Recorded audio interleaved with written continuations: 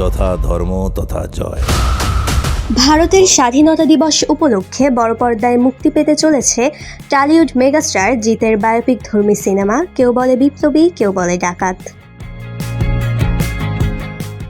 তবে এই সিনেমা মুক্তির ঠিক আগ মুহূর্তে টলিউডের চিরপরিচিত দেবজিৎ রেশারেশি উস্কে সামাজিক মাধ্যমে তোলপাড় সৃষ্টি করলেন প্রযোজক রানা সরকার। অভিনেতা জিতের নতুন সিনেমার অগ্রিম বুকিংয়ের গতিকে খোঁচা দিতেই 1 বছর আগের দেব ও শুভশ্রী অভিনীত ধূমকেতু সিনেমার হাউসফুল অগ্রিম বুকিংয়ের স্ক্রিনশট শেয়ার করে বিতর্ক তৈরি করলেন এ প্রযোজক।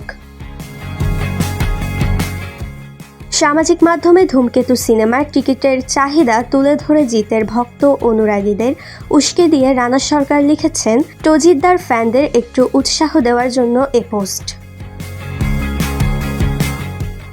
1 বছর আগে 14ই আগস্ট সিনেমা রিলিজের 2 দিন আগে 12ই আগস্ট এটি ছিল ধূমকেতুর আগাম বুকিং দুটি সিনেমাপ্লেক্সে। কেউ বলে বিপ্লবী, কেউ বলে ডাকাতের আগাম বুকিং খুলে গেছে। তাড়াতাড়ি করুন জিত ভক্তরা, প্রমাণ করুন জিত সেরা। সব মিলিয়ে স্বাধীনতা দিবসের বক্স অফিস যুদ্ধের আগে দেব জিতের এই ভার্চুয়াল রেশারেশি এখন তুঙ্গে। মাই সানজুম, মুন টাইমস নিউজ।